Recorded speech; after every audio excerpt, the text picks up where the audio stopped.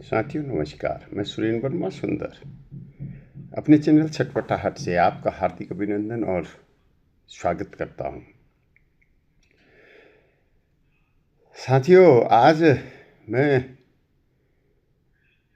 एक लघु कथा से अपनी बात आपसे साझा कर रहा हूं।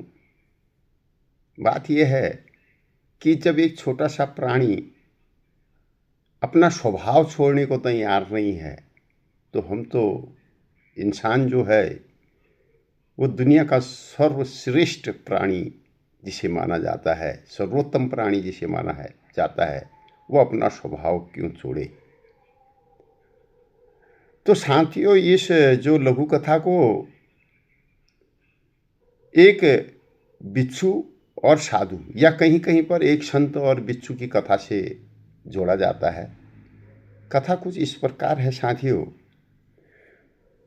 कि एक दिन एक संत या साधु नदी के किनारे अपने अनुयायियों के साथ स्नान करने के लिए गए। तो जब साधु स्नान कर रहे थे तो उनके अनुयायी भी वहीं पर खड़े थे और उन्होंने देखा कि एक बिच्छू बार बार पानी में गिर रहा है और बह रहा है। साधु को उस पर दया आ गई। उसे बचाने के लिए उसने अपने हाथ से बार बार उस बिच्छू को बहाव से बचाने का प्रयास किया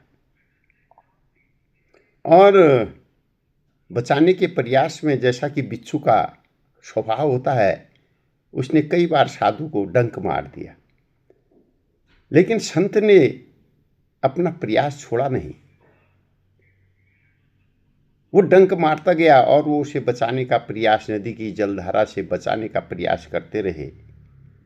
और उनके पास जो उनके अनुयायी खड़े थे उनने कहा, महात्मन, यह बार बार तुम्हें डंक मारता है और फिर भी तुम इसे क्यों बचाने जा रहे हो। तब संत मुस्कुरा कर बोले, जब यह छोटा प्राणी अपना स्वभाव डंक मारना नहीं छोड़ सकता तो मैं अपना स्वभाव, जो इंसान का स्वभाव है, मौलिक रूप से जो उसका स्वभाव है, दया करना क्यों छोड़ दूं। ये तो बहुत तुच्छ प्राणी है, तो मैं अपना स्वभाव क्यों छोड़ूं। तो साथियों, यह कथा जो है हमें मानवता, करुणा और अपने स्वभाव की स्थिरता का संदेश देती है कि दूसरों की प्रकृति चाहे कितनी भी बुरी हो या कैसी ही हो, हमें अपने नैतिक और मानवीय स्वभाव से विचलित नहीं होना चाहिए। साथियों, ये जो लघु कथा है ये विभिन्न रूपों में, कहीं पर गौतम बुद्ध, कहीं पर ईसा मसीह, कहीं पर संत कबीर और कभी सूफी संतों से भी जोड़ी जाती है। लेकिन सर्वाधिक रूप से इसे भारतीय लोक कथाओं में संत और बिच्छू की कहानी के रूप में जाना जाता है। इसका जो मूल लेखक है उसका स्पष्ट रूप से कोई पता नहीं है, किंतु यह नैतिक तथा भारतीय लोक परंपरा में बहुत पुरानी है। तो ये छोटी सी लघु कथा थी जो एक संदेश देती है कि असल में हम दूसरे की तरफ अंगुली करते हैं और बाकी जो ये अंगुलियां होती हैं वो अपनी तरफ इशारा करती हैं कि पहले अपने को देखो। हम में बहुत बुराइयां हैं, लेकिन हम दूसरे की एक बुराई को देखते हैं और उसकी तरफ इशारा करते हैं। लेकिन जबकि ये अंगुलियां हमेशा कहती हैं कि पहले अपनी तरफ भी देख, लेकिन ये अंगूठा जो है अपनी बुराइयों को ऐसे दबाता है। तो साथियों, यही मनुष्य का एक स्वभाव है जो उसे श्रेष्ठ बनाता है। तो इसलिए मनुष्य को अपनी मनुष्यता कभी नहीं छोड़नी चाहिए। तो चलिए, ये तो एक लघु कथा थी। अब मैं आपसे साझा कर रहा हूँ एक सारगर्भित कविता। आज का देवता कहें या पैसे का देवता कहें, दोनों कविताएं जो हैं वो समाज की उस विडंबना को उजागर करती हैं साथियों, जहां ईश्वर की जगह पैसा पूजनीय हो गया है और मानवता की जगह मूल्य ह्रास ने ले ली है। साथियों, मित्रों, कभी मंदिरों में दिए जलते थे, भक्ति में आस्था थी और आस्था में सादगी। इन शब्दों को, इन पंक्तियों को जरा ध्यान से सुनने का कष्ट करें, ध्यान दे दीजिए। कभी मंदिरों में दिए जलते थे, भक्ति में आस्था थी और आस्था में सादगी। पर अब दियों की लौ के पीछे भी स्पॉन्सरशिप है, स्पॉन्सरशिप है, सॉरी उच्चारण के लिए, स्पॉन्सरशिप है और भक्ति का भाव अब बैंक बैलेंस में तोला जाता है। कभी मैं एक शायरी सुन रहा था, उसमें क्या सुंदर बात कही है। ज़मीर बिके तो ईमान कहाँ बचता है, ज़मीर बिके तो ईमान कहाँ बचता है, हर सादगी में अब भगवान फंसता है, हर सादगी में अब भगवान फंसता है। आज का मनुष्य भी शायद यही सोचता है, ईश्वर नहीं, पैसा ही सबसे बड़ा देवता है। साथियों, आज इसी भाव से उपजी हुई एक कविता, जिसमें मैंने शब्दों में पिरोने का प्रयास किया है, आइए सुनते हैं। आज का देवता या पैसे का देवता। ये कविताएं हमें भीतर तक झकझोर देंगी, ऐसी मुझे आशा है। साथियों, अगर आप इस चैनल में पहली बार आ रहे हैं या पहली बार देख रहे हैं या आपने सब्सक्राइब नहीं किया है, तो प्लीज़, अगर आपको अच्छा लगे तो लाइक करें, शेयर करें, कमेंट करें और सब्सक्राइब करना न भूलें। अपने मित्रों, अपने फ्रेंड सर्किल, अपने ग्रुप में अवश्य शेयर करें, अगर आपको लगता है, अगर आप चाहते हैं तो। चलिए शुरू करते हैं कविता। आज भी और कल भी मानेगा, आज भी और कल भी मानेगा, ईश्वर नहीं पैसा खुदा है।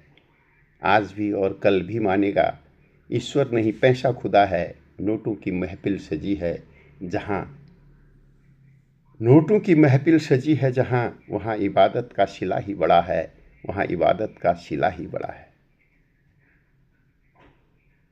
आज भी और कल भी मानेगा, ईश्वर नहीं पैसा खुदा है। नोटों की महफिल सजी है जहाँ, आज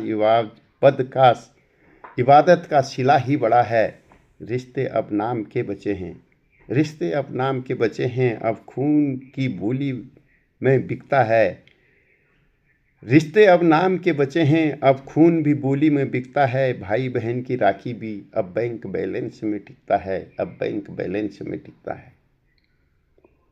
हर गुनाह की जड़ वही है, हर गुनाह की जड़ वही है, जो चमकता है वही सही है।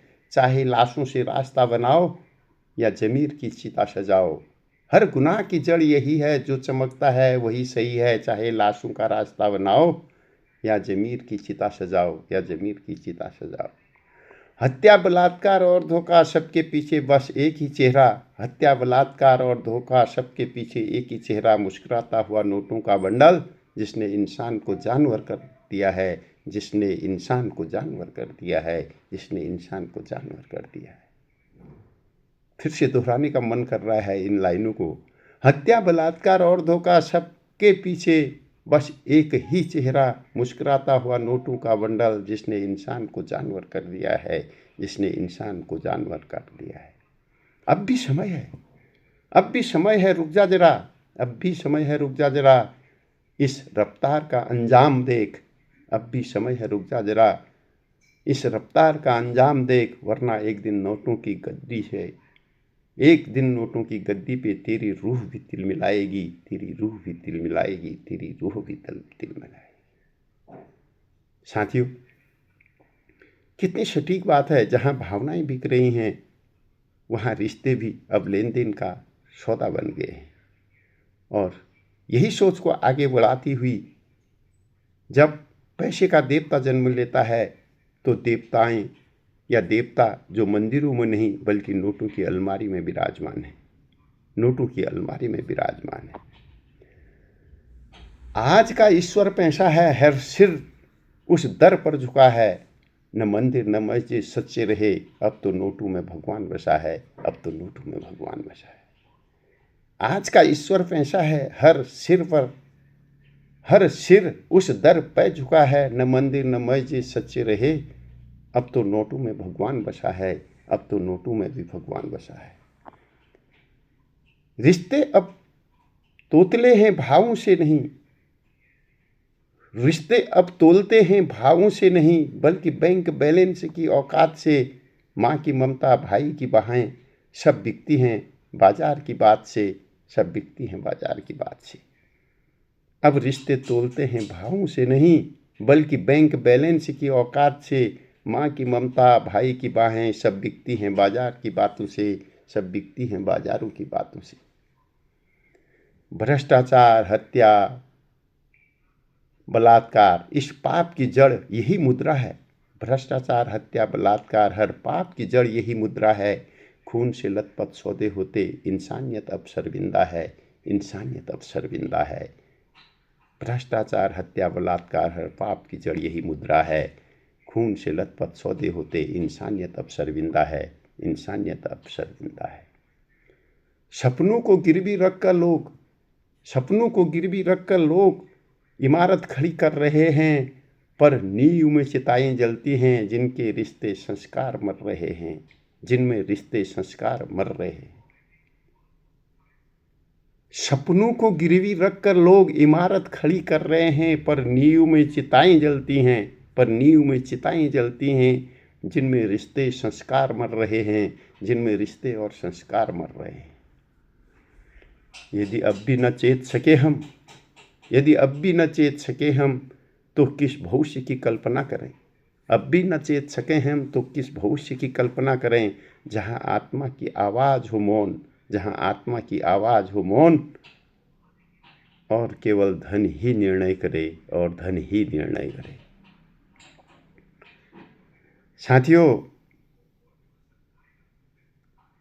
पैसे का जिस ढंग से तांडव आज देखने को मिल रहा है, उसके लिए तो फिर यही कहा जा सकता है, मंदिर बिके हैं, मस्जिद भी बिकी हैं, मंदिर भी बिके हैं, मस्जिद भी बिकी हैं। ईमान की कीमत भी तय हो चुकी है, ईमान की कीमत भी तय हो चुकी है। अब कोई राम नहीं रावण से लड़ेगा, अब कोई राम नहीं रावण से लड़ेगा, क्योंकि दोनों के पास नोटों की थैली है, क्योंकि दोनों के पास नोटों की थैली है। दोस्तों, पैसा तो ज़रूरी है, पर यही देवता बन जाए। पैसा ज़रूरी है, मैं मानता हूँ, पर वही देवता बन जाए तो इंसान पत्थर हो जाता है। समय है थोड़ा रुकने का, सोचने का और फिर बदलने का। क्योंकि यदि आत्मा मौन हो गई तो ईश्वर भी शायद हमें सुनना छोड़ देगा। अगर आत्मा मौन हो गई तो ईश्वर हमें सुनना छोड़ देगा। ईश्वर में मंदिर नहीं, ईश्वर मंदिर में नहीं, ईमान में बसता है, ईमान में बसता है। साथियों, पैसा, धन दौलत के बारे में कहा गया है कि इसकी 3 ही गतियां हैं। सबसे पहली गति दान, पात्र को, जो पात्र हो उसको दान करना। दूसरी गति भोग, अर्थात उसका उपयोग करें अच्छे कामों में, अच्छे समय। अन्यथा वह तीसरा जो कारण है वही करता है, वो है नाश। ये बड़े बुजुर्ग कहा करते थे कि पैसे की 3 गतियां, दान, भोग, नाश। पहला सर्वोत्तम, दूसरा उसके बाद, और निकृष्ट नाश ही करता है। ये आप देखिए अगल बगल पास पड़ोस में। पैसा इंसान के लिए है, इंसान पैसे के लिए नहीं। इंसान से सुख खरीदा जा सकता है, आरामदायक वस्तुएं खरीदी जा सकती हैं, और वो उसी के लिए है। लेकिन अगर वही पैसा सुख चैन को छीन ले तो फिर वो पैसा किस काम का। तो एक बार अवश्य सोचें कि इस भौतिकवादी दौड़ में हम क्या खो रहे हैं और क्या पा रहे हैं। हम क्या थे, क्या हो गए हैं और क्या होने जा रहे हैं। तो साथियों, आप इन्हीं विचारों के साथ आपको यहीं पर छोड़ता हूँ, और अपनी वाणी को विराम देते हुए फिर से, अगर आपको अच्छा लग रहा हो आप लाइक कर सकते हैं, शेयर कर सकते हैं, कमेंट कर सकते हैं और इस चैनल को सब्सक्राइब कर सकते हैं और अपने फ्रेंड सर्किल में इसे शेयर कर सकते हैं। तो फिर मिलते हैं अगली कविता के साथ, इन्हीं भाव और विचारों के साथ। जैसा आज हमने देखा कि पैसा सब कुछ हो गया है, रिश्ते नाते मित्रता सब चीज़ पैसों की ही में टिका हुआ है। तो यहाँ तक कि माँ बाप और खून के रिश्ते भी पैसों पर टिक गए हैं। तो अभी जब मंदिरों में भी जाते हैं, वहाँ पर 101 रुपये की पूजा, 201 रुपये की पूजा, 5001 रुपये की पूजा, अलग अलग पाठ, अलग अलग तरीके ईजाद हो गए हैं, जिसको देखकर कभी कभी सोचता हूँ कि बहुत कष्ट भी होता है। और आपने भी ये सारी चीज़ें देखी होंगी क्या, 101 की पूजा, 51 की पूजा, दक्षिणा, ये सब, और 1001 की पूजा, 10,001 की पूजा, 1,00,001 की पूजा, ये पता नहीं क्या है, मेरे समझ से बाहर की बात है। तो आप भी सोचिए, मंथन करिए, अगर एक के दिल में भी ये विचार आए और वो सोचे तो मैं समझूंगा मेरी ये कविता सफल हो गई है, मेरी ये रचना सफल हो गई है। तो धन्यवाद, फिर मिलते हैं अगली कविता के साथ, अगले विचार भावों के साथ फिर मिलता हूँ। धन्यवाद, आभार, अभिनंदन।